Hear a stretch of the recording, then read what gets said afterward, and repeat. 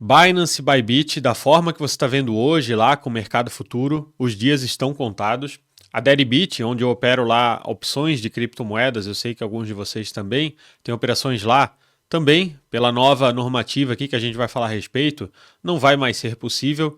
Talvez para quem utilizar uma VPN e acessar essas exchanges não como um brasileiro, aí vai conseguir. Mas aí você já está em desacordo aqui. A gente vai falar tudo isso a respeito, além de uma possível bomba aí no mercado. E essa aqui sim é uma das principais também, Banco Central possivelmente ferrando, né, o mercado aqui de criptomoedas com essa questão de equiparação de câmbio. Ainda faltam alguns detalhes, a gente vai levantar algumas questões que vai faltar a Receita Federal se pronunciar, mas talvez daqui para frente para você ir lá e comprar o seu USDT, a sua stablecoin, para fazer operações no mercado cripto, talvez você vai ter que começar a pagar um IOF. E lembra que o IOF recentemente teve toda aquela polêmica, né? Acabou de aumentar a porcentagem, né? Mais um imposto aí que o Brasil está arrecadando, além de ter aumentado o controle. Teve alguma coisa boa aqui no que o Banco Central colocou agora, trouxe para o mercado, mas a maioria realmente é aumentando o controle. E eu trouxe aqui para vocês um mapa mental para a gente discutir os principais pontos para as exchanges. Aqui do lado esquerdo eu coloquei os pontos para as exchanges e aqui do lado direito os principais pontos para a gente que é investidor de criptomoedas aqui no Brasil e tenta fazer, né, tudo da forma correta, regular, conforme as normativas. Bom, qual que foi a fonte aqui? O assunto ainda bastante quente foi de ontem, dia 10 de novembro de 2025, duas resoluções que o Banco Central trouxe a respeito de ativos virtuais, criptoeconomia, e fez aqui uma coletiva no YouTube falando a respeito dessas alterações.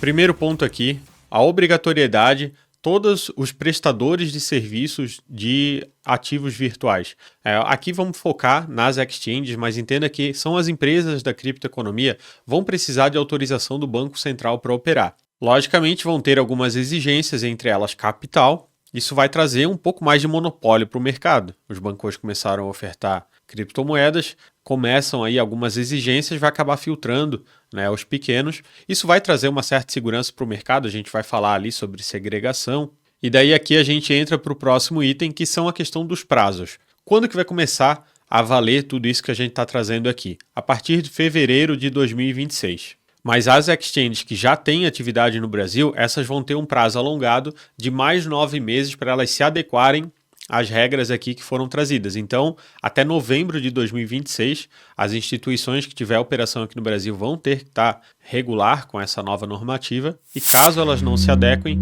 elas vão ter que avisar os investidores que tiver dinheiro lá com no mínimo 30 dias de antecedência porque vão ter que encerrar as atividades aqui no Brasil.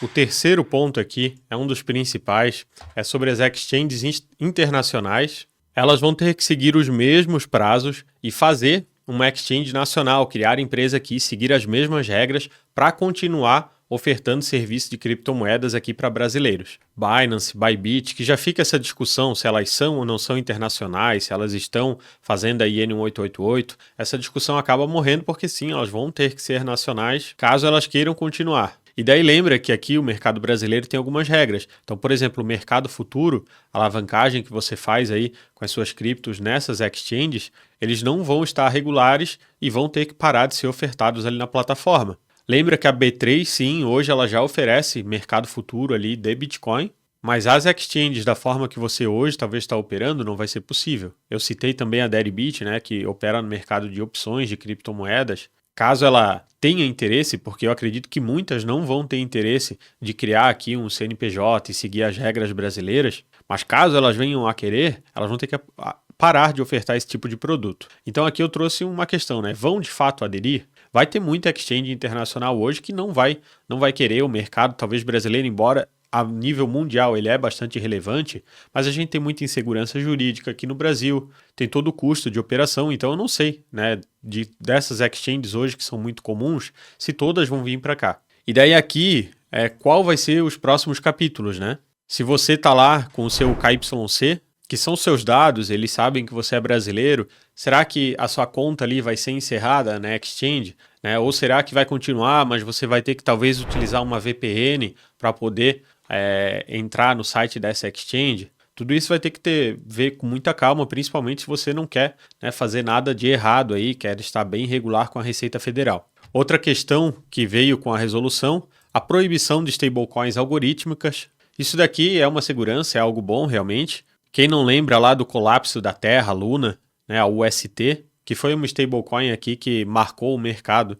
Então esse tipo de moeda, né, nas exchanges nacionais não vai poder ser ofertado. Aqui é um ponto muito importante, eu coloquei aqui uma bomba, né, o IOF. O Banco Central definiu ali a equiparação das operações de câmbio, porém ele deixou bem claro que quem determina a questão da cobrança do IOF é a Receita Federal, né? Isso ficou bem claro na live, mas com certeza vai ter uma manifestação aí da Receita Federal a respeito desse tema. Com certeza, não sei, mas não sei quando. Isso daqui, enfim, esse daqui é um ponto que realmente pode prejudicar bastante o mercado. Hoje é uma facilidade, né? Você quer comprar dólar, vai comprar numa conta internacional da XP ou da Avenue, você vai pagar IOF, tem a questão do spread. Enquanto se você quer apenas dolarizar seu capital através de uma exchange, logicamente vai ter um spread também, mas só de você fugir do IOF, isso já se torna bem mais em conta. Agora não, essas operações vão ser equiparadas à operação de câmbio, vai ter que ter muito mais informações que as exchanges vão ter que prestar ali para o Banco Central, vai ter alguns limites de valores, além dessa questão do IOF que a gente vai ter que esperar a Receita Federal se manifestar sobre o tema. E agora tem mais um detalhe que eu vou falar aqui para o nosso lado como investidor. Até agora eu falei mais focado no lado das exchanges, que obviamente vai afetar a gente como investidor, mas agora 2 pontos focados aqui em nós como investidores. Primeira questão de proteção do patrimônio, de fato vai melhorar. Vai ter que adotar aqui essa questão da segregação, separar o que é patrimônio da exchange do que é patrimônio do cliente. O que tiver em reais ali na conta, ele vai ter que entrar numa conta pré-paga ali que juridicamente fica protegido pela lei 12.865.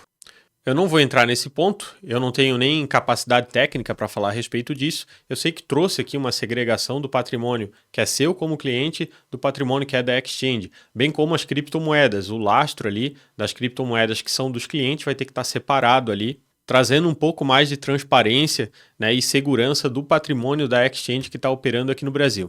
E aqui sim, para fechar, esse ponto aqui é bastante importante, era discussão antiga, né, bastante pessoal lá no nosso grupo ali de investidores. Sempre quando surge uma pergunta um pouco mais capciosa ali, né, se a Receita será que sabe o que a gente faz dentro da wallet? Não, a Receita a princípio não sabe, a menos que ela vá lá na blockchain para ver as operações que foram feitas em DeFi dentro da sua MetaMask. Obviamente a MetaMask não reporta o que você faz para a Receita Federal. Agora, tem formas de saber? Tem forma de saber se a Receita sabe qual é o endereço da sua wallet lá dentro da blockchain. Lembra, a blockchain é pública. Mas será que a Receita sabe qual é a minha wallet? Bom, eu não sei hoje. Caso eles queiram saber, tem formas de saber, obviamente, de rastrear isso, né, as suas transferências da exchange para uma wallet. E agora isso ficou bastante claro. As exchanges vão ter que reportar ali os saques para a autocustódia, que é quando você transfere ali para uma wallet sua. Então, aumentou ainda mais os olhos da Receita Federal aqui sobre as suas operações, vão aumentar o nível do reporte. E se você não declara suas operações, se você não apura a questão de lucro, prejuízo, vai cada vez mais ficar sujeito a uma possível notificação. Detalhe que eu não falei, né? Trazendo essas exchanges nacionais agora, elas se nacionalizando, vamos ver quem vai ter interesse em nacionalizar a atividade aqui no Brasil, né?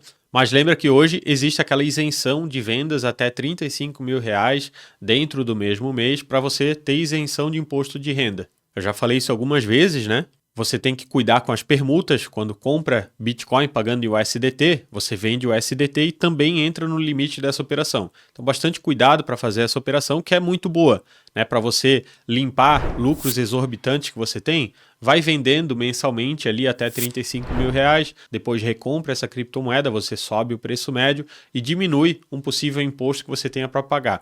Nós quase perdemos essa isenção aí esse ano, passou por pouco.